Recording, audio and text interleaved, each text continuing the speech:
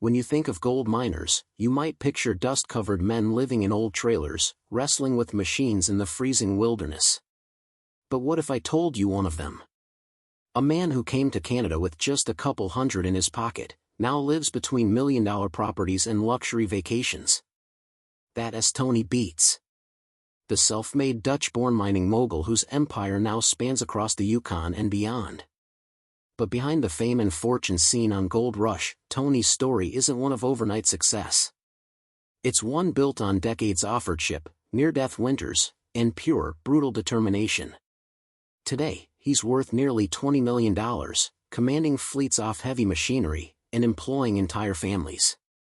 Yet, the man himself still lives by the same simple, rugged principles he started with: grit, loyalty, and work so hard it breaks most men. Tony Beets' rise to wealth is one of the most extraordinary transformations ever to hit reality television. Born on December 15, 1959 in the icy farmlands of Widens, Netherlands, Tony grew up in a world where survival meant work. Winters were merciless, the kind that froze rivers solid and turned mornings into blizzards off-white. His family's small dairy farm barely produced enough milk to keep them afloat. His father owned just over 50 cows, earning barely 2 guilders per animal each month. That wasn't nearly enough to feed 6 mouths. So from the time Tony could walk, he worked. By age 5, he was up before sunrise, milking cows with tiny, blistered hands, then trudging through the snow to school. He missed class often, sometimes 40 days a year, not because he wanted to, but because the farm needed him. Every morning began before dawn and ended long after sunset. The Beets family lived in a cramped 89-square-meter farmhouse where Tony shared a bed with his brothers until he was 14. Their mother collapsed twice from exhaustion during calving seasons. Their father worked 14-hour days until arthritis twisted his hands beyond repair. The cows produced hundreds of liters of milk each day, but after vet bills, feed costs, and equipment repairs, the family barely cleared a few hundred guilders a month. There was no luxury, no comfort, just constant effort and survival. By the age of 12, Tony had already developed the mindset that would define his life. While most boys went to church confirmation classes, Tony refused. He wasn't interested in sermons. He was interested in work. His defiance shocked the local villagers, but it also revealed something important. Tony Beets was never going to live by anyone else's rules. By his teenage years, Tony was already proving himself to be mechanically gifted. When his father bought an old 1965 Massey Ferguson tractor, a machine worth more than their yearly income, Tony took to it instantly. He learned how engines breathed, how gears sang, how to fix what broke. Once, when the hydraulic system failed, he rebuilt it using nothing but spare metal and bits off wire. That knack for engineering would one day save him millions. But back then, it was just another skill to help the farm survive. His boldness sometimes got him hurt. Like the time a cow kicked him in the chest so hard he broke 2 ribs and ended up in the hospital for nearly a week. The bill nearly sank the family's finances. Still, he recovered, worked harder, and pushed forward. He didn't know it yet, but that stubborn refusal to quit, no matter the pain or cost, would become his signature. Around 16, Tony's life took a turn in a direction no one in his small village expected. He fell in love. Her name was Minnie, a quiet, sharp, determined girl from a nearby farm just a few fields away. Their families were rivals, and her father had forbidden her from seeing any of the Beets boys. But that didn't stop Tony. They met secretly in an old barn, carving their initials into the wood high above the ground, as if to say their love would outlast anything on earth. When Minnie thought she might be pregnant, it terrified them both, and it nearly exposed their secret. That moment made Tony realize something critical. He couldn't spend his life tied to the same endless cycle of labor that had trapped his parents. The farm was collapsing financially and no amount of hard work would save it. He wanted more, a future big enough to match his ambition. By 1978, Tony had done the math. The farm made around 14,000 guilders a year, but the expenses ate almost all of it. The oil crisis had tripled fuel costs, while milk prices hadn't moved in years. His own pay was about 500 guilders a month, less than minimum wage. Then came the moment that broke him. One of the family's best cows died of mastitis and his father broke down crying over the loss. Not just because of the animal, but because of what it represented, another blow to a life of never-ending struggle. Watching that, Tony decided he would never live like that. He'd heard rumors that in Canada, even farm hands could make double what he earned. So, in 1980, he packed his bags and left the Netherlands. He didn't just leave behind a farm, he left behind a whole life. Tony and Minnie arrived in Canada with about $1,200 between them and barely a word of English. Their first home was a basement suite in Abbotsford, British Columbia. It was cold, dark, and smelled of mildew. Their first jobs were at a mushroom farm, the kind of place most people quit after a week. Tony worked long shifts in windowless rooms filled with the smell of rot and ammonia. Rats ran through the compost piles, and the air was so thick it burned your lungs. He earned just $350 an hour. Minnie made even less sorting mushrooms. They wore their winter coats to bed because they couldn't afford to keep the heat running. Tony nearly got crushed by a forklift because he couldn't read the warning signs in English. By the end of 8 months, they'd both lost over 30 lbs and were close to giving up, but they didn't. Then a twist of fate changed everything. In 1982, Tony was working construction in Vancouver when a storm blew through. The scaffolding he was standing on gave way and he fell 30 feet to the ground. He cracked his skull and spent 6 days in the hospital. The accident left him battered but alive, and it came with a $10,000 payout. That money was life-changing. But what changed Tony even more was the realization that the company had ignored safety warnings before the collapse. It taught him a lesson he'd never forget: never rely on anyone else for your safety, your paycheck, or your success. From that moment on, he was determined to be his own boss. He used the pay to buy a used truck and some tools, then moved east to Alberta, where the oil boom was still strong. The pay was good, $15 an hour. And for a while, things looked promising.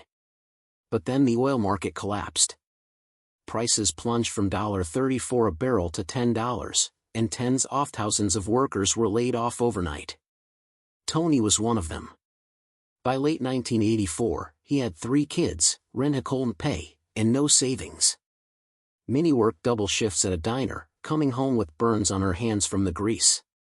Tony pawned off everything they owned, even their wedding rings. They used candles to heat baby bottles. On Christmas Eve, their landlord handed them eviction papers.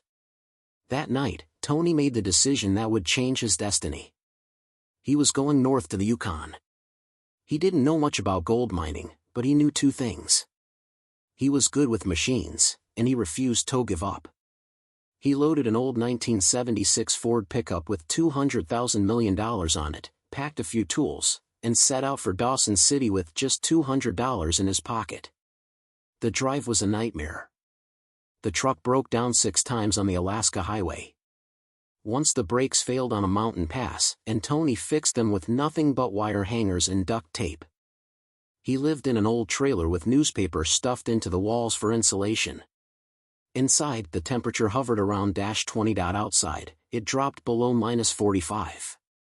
His heater broke constantly. He slept in every piece of clothing he owned, sometimes wrapping his feet in rags. One night, while fixing a generator during a blizzard, his hands froze. 3 fingers turned black. The local nurse told him needed to be flown out or risk losing them. Tony refused. He couldn't afford it. Instead, he soaked his hands in warm water for weeks, saving them, but losing most of the feeling in 2 fingers permanently. By spring, he had survived what many others couldn't. He was earning $1,200 a week by then, running equipment for a small mining crew. When their main excavator broke down, Tony scavenged parts from abandoned machines and had it running again within 2 days. That repair saved the crew's $150,000 season and earned him a pay raise that doubled his income. For the first time, Tony saw gold mining not just as a job, but as a business. A chance to build something real. In 1986, he leased his first mining claim near Bonanza Creek for $5,000. That summer, he pulled about 20-ounce soft gold from the ground worth around $8,000. It wasn't a fortune, but it was proof he could do it. Then disaster struck again. Spring floods swept through his camp, wiping out half his gear and his shelter. He lost $4,000 in a single week. Still, he didn't quit. The next year, he teamed up with a miner named Jake Morrison, who claimed to have found rich ground. Tony invested his entire savings, $20,000, based on Jake's gold reports, but the reports were fake. They found almost nothing. Jake had already scammed 2 other miners in the same way. Tony fought him in the street and took him to court, but lost everything. He was broke again, forced to declare bankruptcy. But among the mining community, that failure didn't destroy his reputation. It made it. People respected how he'd stood his ground. He was tough, honest, and fearless.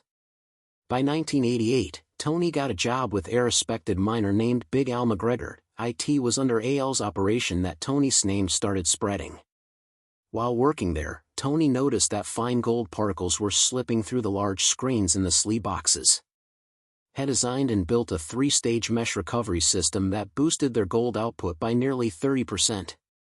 Al rewarded him with a $50,000 bonus. Money that changed Tony's life. That same year, he fired 3 crew members for drinking on the job, earning his legendary reputation for being strict, foul-mouthed, but fair. He expected everyone around him to work as hard as he did. Then came the winter of 1989, one of the coldest in decades. Temperatures dropped to -50 and most mining operations shut down. Not Tony, he refused to stop. He welded his own repairs, built diesel-fueled heaters to keep machines from freezing, and kept digging through the ice. By spring, his crew struck a patch that produced 150 ounces of gold worth around $60,000. Tony kept half. That was enough to buy his first excavator, the machine that would make him not just a miner, but a mean owner. By 1990, Tony Beets was 31 years old, and he'd gone from a broke immigrant to the proud owner of his first mining company, Tamarack Incorporated. It was his turning point. From there, he would build an empire, 1 ounce of gold at a time. Tony Beets' success in the Klondike wasn't overnight, and it wasn't luck. It was a brutal combination of hard work, risk-taking, and a refusal to quit even when everything around him was falling apart. By the early 2000s, Tony had carved out his place as one of the most respected and intimidating miners in the Yukon.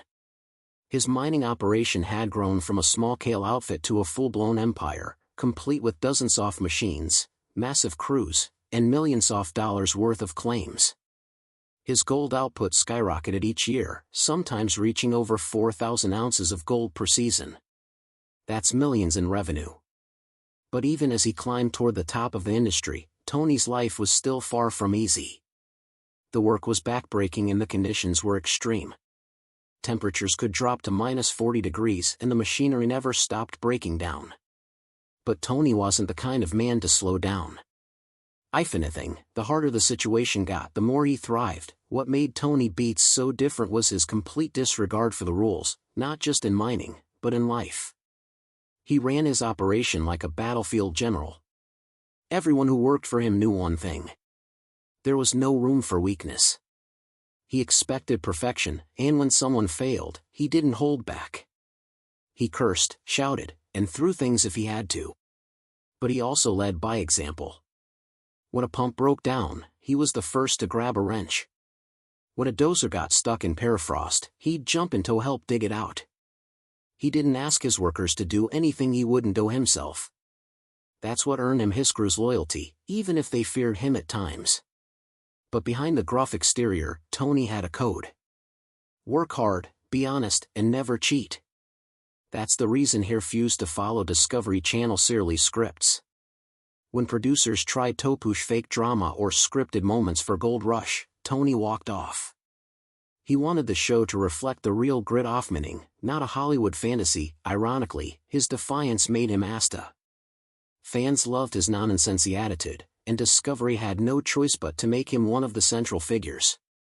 As the show's popularity exploded, so did Tony's fame and his paycheck. It's reported that he became one of the highest-paid miners on the show, earning up to $25,000 per episode, not including his gold profits. Between his mining income and television earnings, Tony's net